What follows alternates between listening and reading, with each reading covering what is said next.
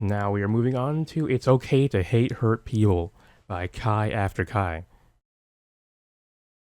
This is this is definitely a conclusion I've sort of come to on my own before this. Like it's well known the stereotype that mentally ill people are automatically violent or threats to others rather than threats to themselves, which is the more common case. It's well known that those ideas are like totally wrong. But as is often the case with these kinds of I guess social pushes for like awareness and inclusivity. Society just cannot handle nuance or middle ground. It's like everything has to be an extreme. Either hurt people are like dangerous monsters whose trauma has like warped them in that way, or they're perfect victims who can do no wrong, and we just gotta let them harm themselves and in that way, harm the people who love them. They can't be, they're either one of those two things. They can't be people who are capable of both, being good and doing bad and whatnot. But yeah, we're gonna see how Mr. Kai After Kai, what his take on all that is. I've always felt that the amazing digital circus has had a problem with public perception, I guess is what you call it. The show is filled with garish, bright and cartoonishly designed characters and sets, bouncy and stimulating animation, a sardonic, ironic and somewhat edgy sense of humour, and of course, a mysterious and hidden lure that the viewers are encouraged to piece together. And I will admit, I think some of the things that he mentioned, because I've only seen the first episode of The Amazing Digital Circus, despite a friend of mine being very, very into the story, and I think some of what he said, like the designed characters and sets, bouncy and stimulating animation, a sardonic, ironic and somewhat edgy sense of humour. Yeah, I mean, I think. I was gonna say, I think some of that has contributed to my being not super into the series, but I don't think those things he described, the sardonicness, the ironic, maybe the ironicness, but it does definitely feel like the kind of story that would really appeal to like the sort of stereotypical millennial, which I mean, I don't know. Maybe despite appearances, I'm not. Even ignoring the like literal fact, I'm like as a '97 kid, I'm generally classed as a Gen Zer. Even ignoring that fact, I don't tend to relate to a lot of the struggles that are kind of stereotypically assigned to millennial age people, and for that reason, some of the I guess struggles depicted in Amazing Digital Circus are not super relatable to me. I mean, I could definitely feel, just from not even from watching, just from looking at, the way people talked about it online and whatnot. It definitely felt like something that would really, really appeal to a certain type of person who happens to not be me. And of course, a mysterious and hidden lure that the viewers are encouraged to piece together and theorize about. Call it mascot horror or something else, but in the past, yeah, it is kind of in that come to see a combination space of these traits as generally for kids, and seeing that Seeing that Digital Circus has many of these same traits, people tend to assume the same of it as well, which affects not only how people see the show, but who talks about the show, and the way that people do so in general. And I feel like this is very much a detriment, because while children can, and obviously do, enjoy the Amazing Digital Circus, it is, at the end of the day, an adult show, made primarily for adult men, women, and Zoobles.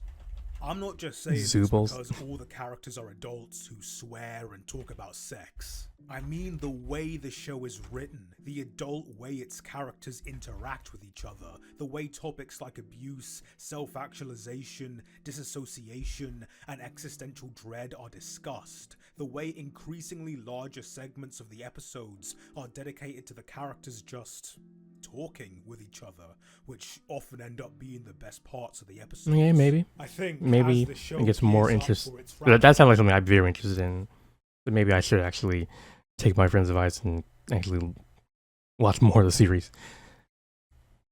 Approaching climax and begins leaning into its darker, more dramatic, more horrific elements, a lot of people are going to be caught unprepared for a shift that really isn't so much a shift or change in tone as it is the show just narrowing its focus to certain things that were already there to begin with. And I feel I love when stories do that.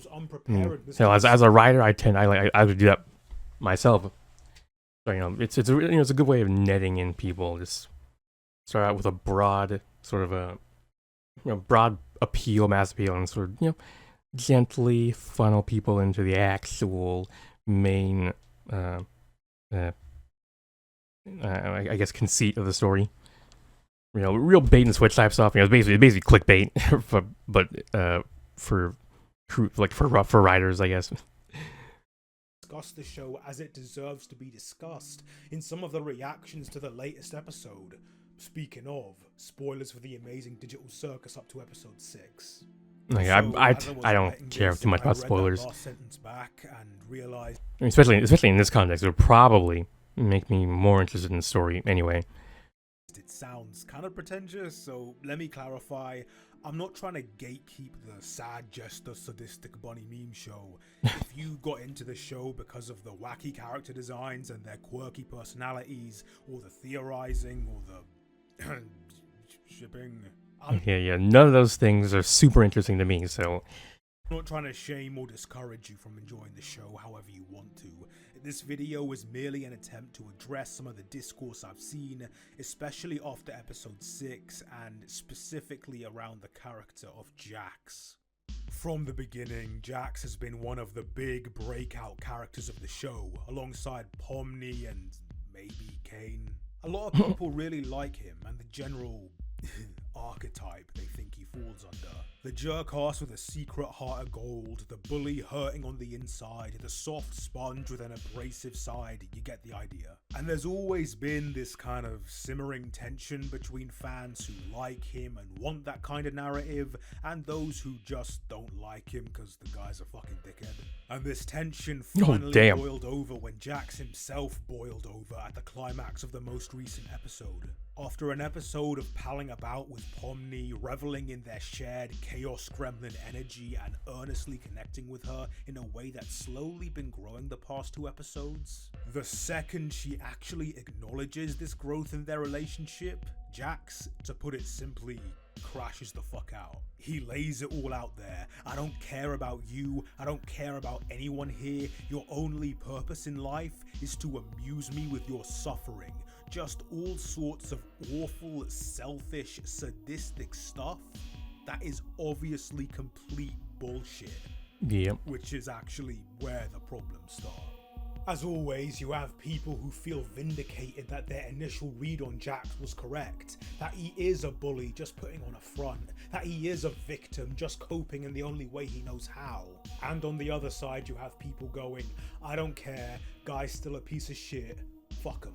And without calling specific people out, I've seen a lot on both sides try and oversimplify the other argument, mostly so they can portray the other side as lesser in media literacy or even morals, which I feel is not only not a productive way to have discourse, but also kind of glazes over what exactly it is that makes a character like Jax interesting.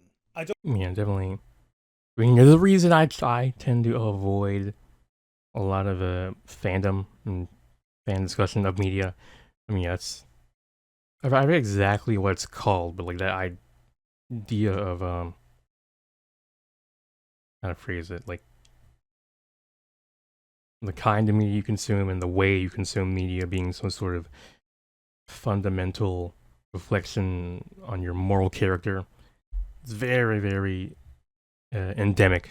I mean, especially in fandom culture, and is definitely one of those things that make me leery of ever, touching that shit with a 10-foot pole. So I mean, this is kind of just validating that weirdiness. Don't think it should be a controversial statement to say that Jax is an abuser. The cartoon Yeah, logic. I mean, just for what I've seen here, yeah. Even from the first episode, yeah, that's kind of incontrovertible. I don't know how else you could describe someone who physically and psychologically tortures the people around them for their own amusement and need for control. Gangle especially gets fucked over hard by him. She gets a whole scene with Zubul where they help her unpack just how awful the effect he has on her. Recently though, the show has been deconstructing why exactly Jax acts like this, tearing little rips in his detached, composed sadism and giving interesting glimpses of characterization, from the way he deliberately isolates himself in certain instances to the way he actually does seem to care about what other people think. But it's episode 6 that really cracks him open and spills out his gooey brain for the feasting. Jax's behavior, Interesting his entire personality, analogy. is purposefully constructed to avoid having to acknowledge the humanity of everyone in the circus, including himself. Whereas others try to cling to the remnants of what they once were, Jax seems to be trying his absolute hardest to forget that he ever was human by just embracing the fact that he's an off-brand Looney Tunes character, growing himself and everyone else into narrow, easy-to-define character archetypes that are safe, predictable, and easy to deal with. This is, of course, total bullshit. The entire episode goes out of its way to prove his casting of everyone, including himself, is completely false. But it gives him an illusion of control, something he desperately needs in order to simply keep everything together. Which is ironic because... RPG, oh yeah. Okay, well, yeah. We're glad you contribute to the 100 Girlfriends fandom. Yeah, for those who don't know, for any new viewers, as I am, I mean, I guess I'm a reviewer in the 100 Girlfriend, the fandom of the 100 Girlfriends manga. I mean, yeah. The 100 Girlfriends fandom people are definitely one of the few fandoms I've seen. Well, there's a reason I participate in them at all. They're generally pretty decent people. I mean, I think to a certain extent, it's the story itself kind of like, kind of filtering out people who would otherwise have really goofy ass takes. I mean, as the name suggests, it's there are 100 girlfriends. We get to meet them one by one. We get to learn a lot about them as we meet them, and some of those girlfriends are they have very let's say controversial like archetypes, and they are when these girls show up, they definitely filter out certain fans and viewers, which is why they're sometimes referred to as great filters in the community. And I mean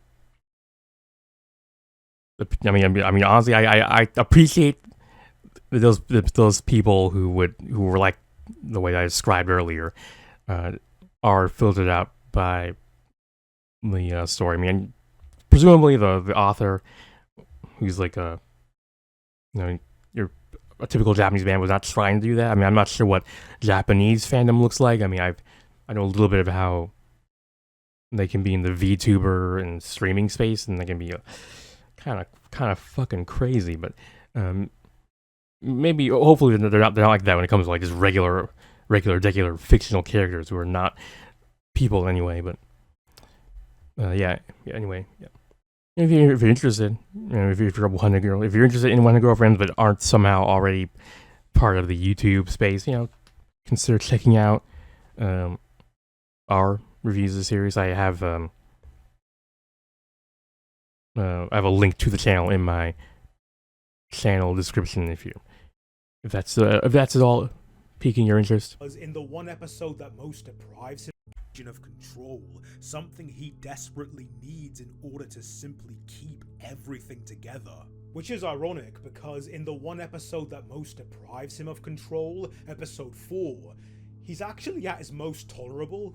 He's still rude and snarky, but he doesn't actually do anything. He does his job, he talks normally to people. By the end of the day, he's just taking Gangle's orders and chatting with Pomni. I mean...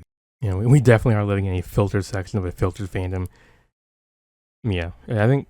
that did make it has made me realize I am someone who tends to like his I tend to like my media well filtered. I'm not how do you say it? I don't tend to go for like raw stuff. I don't know, because that's not strictly speaking true, but definitely in certain contexts that I would take a long time to sort of map out where it does and doesn't apply, so I'm not gonna try to do that here. But yeah. He does start the day by deep frying Ragatha, so I mean, you can... Yeah, normal shit, normal. Yeah. The thing is, developing Jax in this way, explaining the traumatic thought process behind his actions, doesn't deprive him of agency or responsibility, but rather highlights it. Man is clearly struggling and probably the most at risk of abstraction at the moment, but his hell is 100% his own making. Sure, he didn't ask to be trapped here, but he did choose to react to it by making the lives of everyone around him even more miserable, and no matter the reasons behind it, that deserves a smack to the face in my book. Being aware of the emotions driving him, seeing him crack and suffer as he struggles to hold it together, these aren't things designed to redeem him in the eyes of the viewer, but humanize him. Yeah, that's definitely something. Yeah, that's definitely another annoyance of fandom. Another gripe, another thing that grinds my gears with fandom is like I mean, yeah, this sounds hella interesting and nuanced and like real, but then as Kai after Kai mentioned, then you have the fucking fans arguing amongst themselves about how whether does this redeem him or does it make him just an irredeemable piece of shit? Like, that's the least interesting way you could approach this. But I mean, to be fair, it's definitely harder to talk about it. It's definitely harder to talk about it in that nuanced way when compared to the very unnuanced black and white binary one that we're critiquing, basically. Because as easy as it is to pretend that the only things that can hurt us are simple, easy monsters, caricatures that we can spot a mile away, well, we know where that thinking leads us, don't we? There's nothing more to me. So please, just stop looking.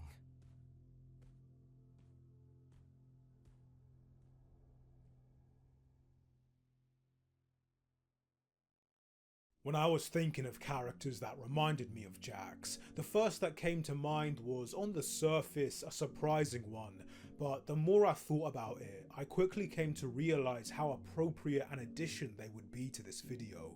Chainsaw Man is another series that I feel doesn't always get the credit it deserves. Rather than looking at grand and abstract ideas, Chainsaw Man deals with the search for and fulfillment of base needs, food... Yeah, that's a grand and abstract thing. I mean, hell, even the search for meaning is kind of a base need of people, but... Shelter, companionship, intimacy, things that basically every warm-blooded animal comes out the womb wanting. And because of that, I think there's an instinct for people, especially starting out, to approach it on that base level. Oh, Chainsaw Man? Yeah, the dumb, stupid show about a guy with a chainsaw for... Okay. This is more like, more reason why I'm a hermit, not at least a digital hermit, if not one in physical meat space. Definitely more rocks in the pile of why I do not interact with fandom often. Wants to fuck real bad. Yeah, if Tarantino directed anime, this is what he'd make. And Yeah, you ain't wrong. But it's because of those universal base concepts and themes that Chainsaw Man has the ability to dive as deep as it does, and while there are many directions we could walk, for the purposes of this video, we're headed to Makima Lane. Spoilers for part 1 of Chainsaw Man. Makima is, pretty much from day one, openly grooming Denji. She recognizes his need for, at first, basic necessities like food and shelter, and then human intimacy and connection, and uses these wants to manipulate him into being no different than a trained dog. She dangles rewards like She fucking just says it out loud, out in the open like that. Like, poor Denji doesn't have the,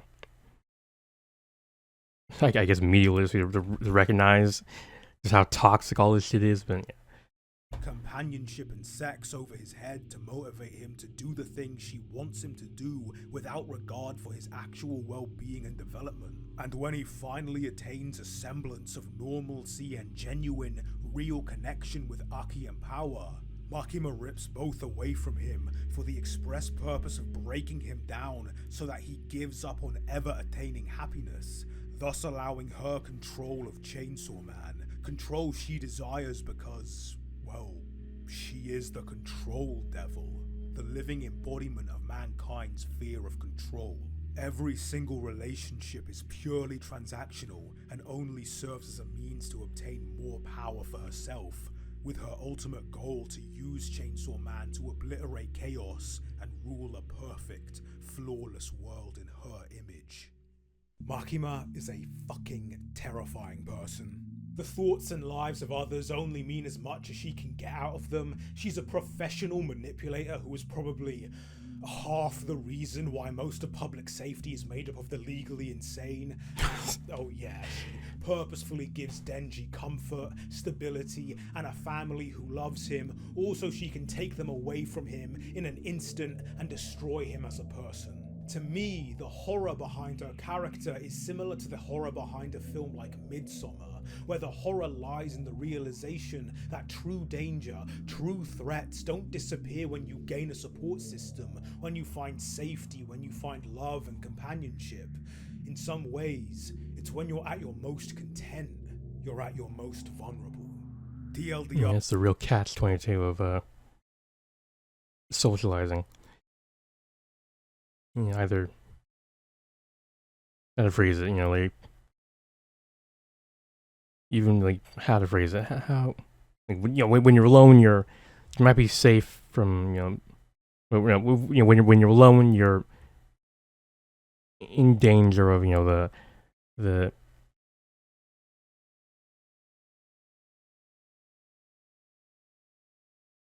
you're at risk of the dangers of like kind of like the wild, the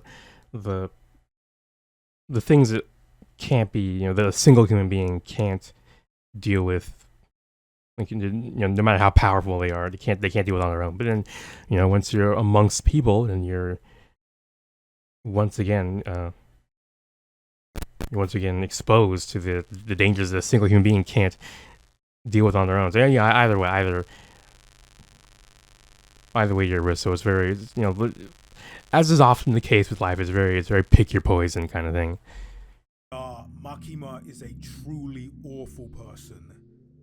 And then I remember chapter 39. Chapter 39 of Chainsaw Man largely consists of Makima seemingly on a whim taking Denji out on a date, which takes the form of a back-to-back-to-back movie marathon. Denji, being Denji, starts it off fucking ecstatic, but finds he can't get into the movies they're watching. In fact, he thinks they're all pretty terrible. Makima agrees, and the two take time in between each film to discuss what they thought about it, the things they liked and didn't like.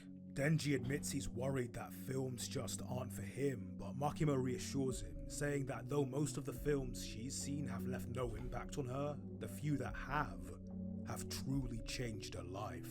They go to see their final film of the day, some unknown foreign film, and as they're watching it, Denji is suddenly struck with emotion and can't help but start crying. Embarrassed. This is kind of unrelated to the main topic of the video, but I mean, I always love when, I guess, art depicts art within art. People depicts the characters interacting with and exploring art. I mean, something I've done plenty of times. And people who've read my like daily life fanfic are well aware of how I have the main character constantly, the main character who is a big romance head, romance novels, romance movies, television, whatever, constantly comparing his relationships and experiences, interpreting them within the lens of romance tropes and aspirations and whatnot. So just the thing I appreciate about Chainsaw Man, definitely. I mean, Fujimoto it's well known he's a big movie head, and then he obviously is able to, because of that, he's able to incorporate that into his art. First, he turns to Makima, ashamed to be seen like this by her, but to his surprise, she's crying too. The thing about all your relationships being based on accumulating as much power over the other person as possible is that it's kind of impossible to have a relationship based on that foundation. At least, the kind of relationship that allows for the unspoken intimacy of equals, the kind of connection that forms when two people, unconcerned with power plays and dynamics, simply be with each other.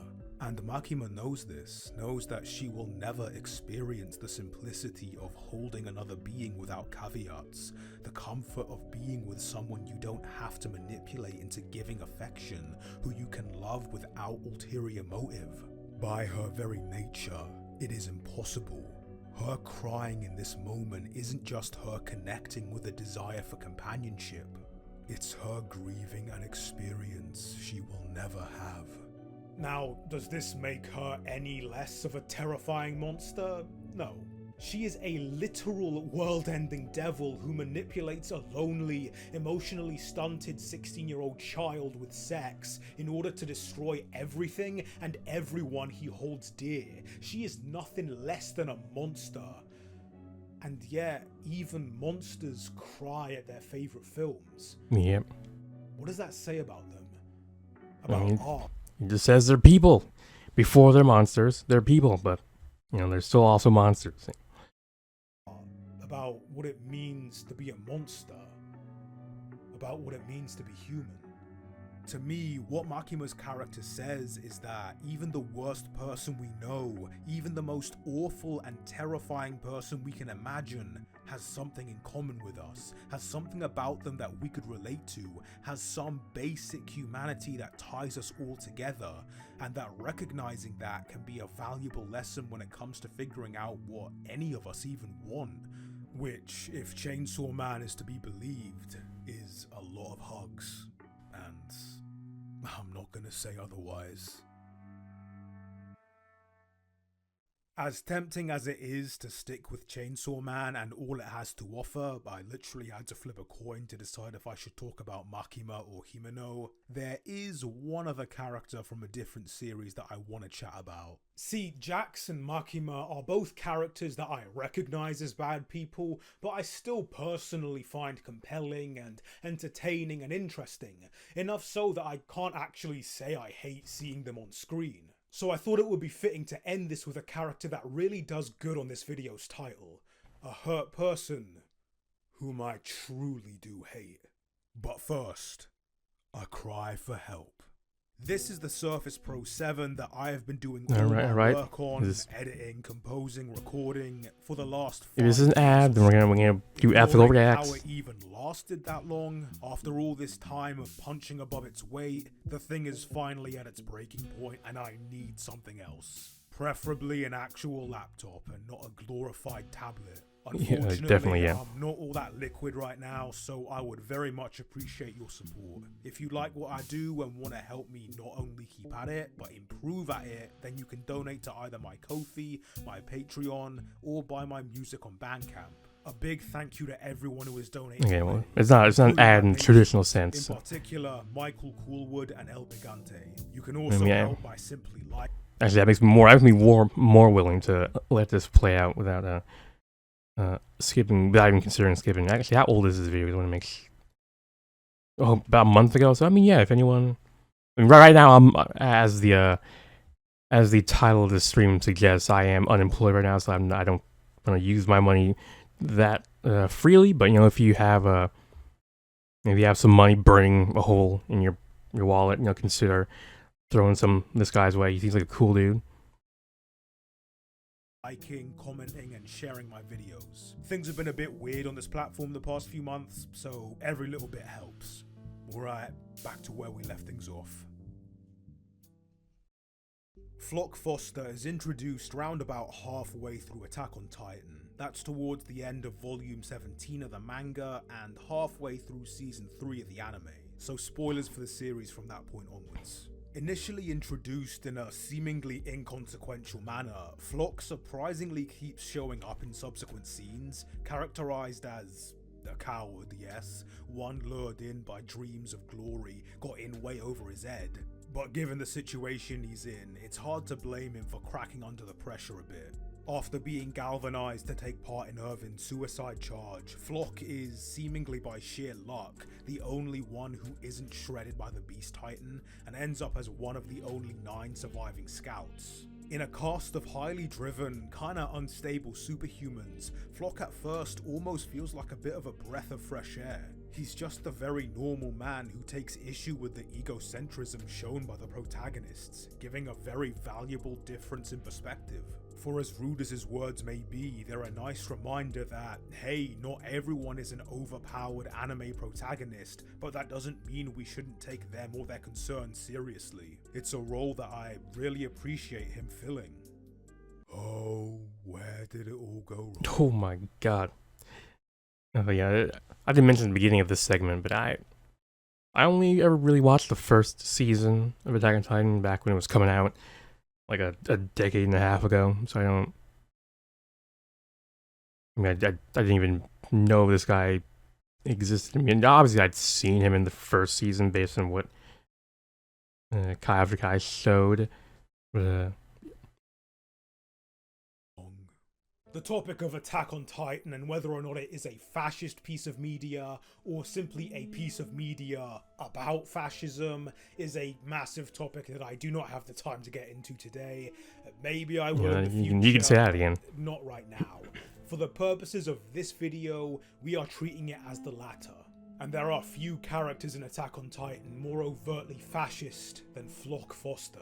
If we were to compare him to the organised military power of Mali, which is more of a fascist Italy, Nazi Germany, Flock, I feel, is more like the modern alt-right, the kinda sad, aimless and lonely man radicalised by 4chan memes, Donald Trump and the South African weasel. I mean, to be fair, that's kind of what the Nazis were. Series that basically wears how complex and morally grey it is. Wait, what? What is it? Segment Muskrat Flock? Like I said, I never watched the series, so I don't know if this is the case. But I mean, it's funny, very very funny. Elon Musk joke, if it is. I think Flock is one of like 3 named characters that are just open assholes. Oh, maybe I should have thought before I wrote that down. Post-time skip Flock is a callous, ruthless, hypocritical ethno-nationalist who not only seems fully aware of his place in the cycle of war and hatred, but happily takes advantage of it in order to improve his own standing in whatever primitive, twisted society he makes. And whenever you say that, you always get self-loathing fascists too pussy to call themselves what they actually are, crawling out of the woodwork to defend him like, oh, so it's fascist to defend your country, so you're saying you should have just rolled over and died? Fucking cringe, bro. Even ignoring the fact that that defensive strategy involves a deliberately provocative attack designed to then justify literally destroying all life on Earth, that excuse flies out the window when Flock admits he plans on depriving Paradis of advanced technology, effectively freezing it in its pseudo-Georgian state of development for the purpose of keeping its people dumb and easy to control, which is why the old royalist government was overthrown to begin with, which is is literally the reason he joined the Scouts in the first place. Like I said, there's a lot to be said about Attack on Titan's framing of militarism and authoritarianism, but I think it's hard to deny that it isn't painting Flock as a hypocritical, sadistic, selfish little prick who uses the concerns and fears of those around him as the steps to his own hand-picked throne. I also think it's hard to deny that Flock himself is ultimately just another part of that vicious cycle of vengeance and pain, even as he tries to use it to his advantage. I think a lot of Flock's character can be traced to the trauma he suffered during the massacre at Shiganshina, and not just because he was the sole survivor of a suicide charge. He went from shitting himself in absolute terror and openly talking about running away, to following his commander and everyone else he knew straight into the jaws of death. And I think this event really warped his perception of what it means to be a good leader. A good leader, from Flock's experience, is a ruthless devil who is willing to sacrifice anybody and everybody in the name of the greater good. Never mind the fact that Irvin Smith was an extremely depressed, unfulfilled man who was just in it for the law and bluffed his way to the top. He is basically who Flock models himself after. The grandiose speeches, the hero worship, the cultivation of a cult of death and action, the hyping up of an existential threat replacing Titans with all of humanity, the same radical populism except even more selective and elitist this time, and hey, look at that, I'm just reading Earth Hour again. Remember when this video was about edgy cartoon rabbits? I remember. As hateable as Flock is, he's ultimately just a bit player in the grander scheme of history. You kill him, and unless you actually take the time to address the situation that birthed him, another 10 even more unhinged men will take his place. Yep. I keep thinking about that scene at the end of Season 3, before he begins his transformation into Eren Sword Swallower in Chief, where he criticizes his protagonist-centered morality. He calls him out for thinking he's always right, for being a stubborn child who never listens, and tells him that even the so-called inconsequential have, if nothing else, the right to decide what to die for. Medals? For what? A memorial for who? When you guys start rebuilding the Survey Corps, you better tell your recruits the truth. Or else you'll just end up with cowards like me in the ranks. And seeing this scene in light of everything Flock would go on to become, I can't help but feel pity for him. Oh, Taylor, how's it going? So you got you got a cold, and it's gonna take a week to sort of blow over. I mean, good to know it's something so benign. Definitely wishing you a speedy recovery. Hopefully, even quicker than a week. But yeah, nice to see you stopping by. The cool thing about fiction is that it gives us the power and space to appreciate and understand the complexities of issues in a way that we might not be in a position to do so IRL. If I was being physically abused by a man, I don't think I would care about the existential dread that fueled their abuse. If I was being groomed by an older woman, I don't think I would care about her desire for companionship. If I was at risk of being subjugated by a racist, genocidal fascist, I would make this YouTube video. To me, what characters like Jax, Makima, and even Flock say is that no matter how cartoonishly evil one might seem, there's always dynamics and nuances that manifest unseen, and I think it's important to realize that acknowledging these sides, these hidden depths, are in no way equal to forgiveness or redemption, which is a word I find myself increasingly getting frustrated with nowadays. Yeah, It's definitely. to accept that awful, disgusting that constant redemption discourse is like, for fuck's sake, they're not real people. Does it matter? I don't know. Like, Things are done by people and not monsters, but I feel like there's danger in not doing so. I think to deny the humanity in people we hate is to deny the capacity for violence in the people we don't, or even ourselves. To dismiss them as monsters is the easy way out, a defense mechanism to avoid having to wrestle or even think about it more than you have to, which is more than fair. But if we don't see them for what they are, that stops us from not only dealing with what they are, but also might make it harder for us to recognize and head off similar things in the future. Again, not saying it's bad to hate. Lord knows there are plenty of people and plenty of reasons. All I'm saying is, know what and why it is you hate. It's to the benefit of not just the person you hate, not just the people around them, but also to yourself. Don't hate harder, hate smarter. Not bad, not bad. Ending line.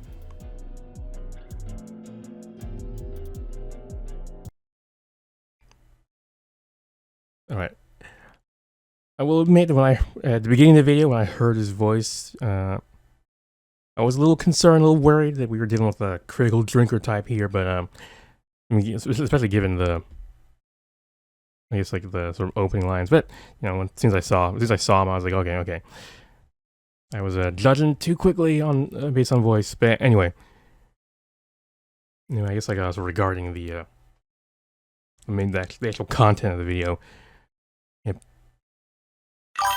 Yeah, I think what it kind of comes down to at the end of the day is it's this issue, especially taking into account the endless fandom discussions. Kind of its basis is kind of like this real desire to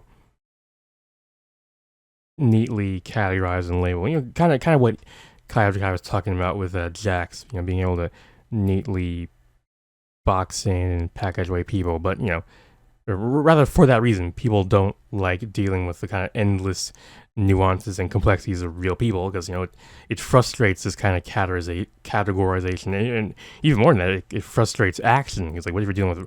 I mean, we're talking about fictional people, but what if you're dealing with real people? As we sort of alluded to at the end there with fascism and other kinds of just inherently violent ideologies, like not being able to accurately categorize people as one way or the other can be legitimately life-threatening. As someone who's kind of on the lower end of having an interest in either action or categorization, I don't think the specific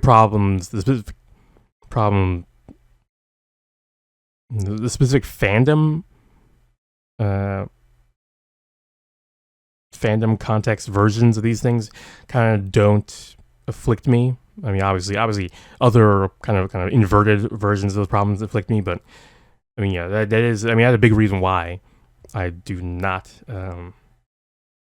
sort of involve myself with most fandom.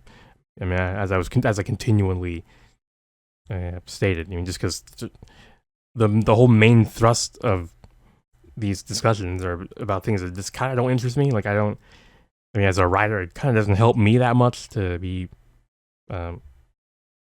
categorizing characters like that as evil or good or whatever. I mean, I'm trying to write people at the end of the day. I'm not really like, if I was trying to do this, I was trying to do shit most of these fandom heads are, I wouldn't be able to pull off something like that Makima scene at the movie. It would be basically I'd be unable to conceptualize something like that. And I'm much more interested in not boxing in my much more interested in not boxing in my mind like that. I want to be able to consider all manner of things. Right at the end, we got one of those bot things. Okay, I thought I put that in the. Okay, whatever. Let me copy that so I can. Anyway, great video. Definitely recommend checking out his, contributing his Patreon, maybe his Ko-fi if you don't want to subscribe. But yeah, Thanks so much for watching. Consider liking, commenting, maybe even subscribing. And if you're feeling particularly generous and of age in your country of residence, try visiting these links up in the corner. Anyway, here are some more videos to check out, and until next time, take care.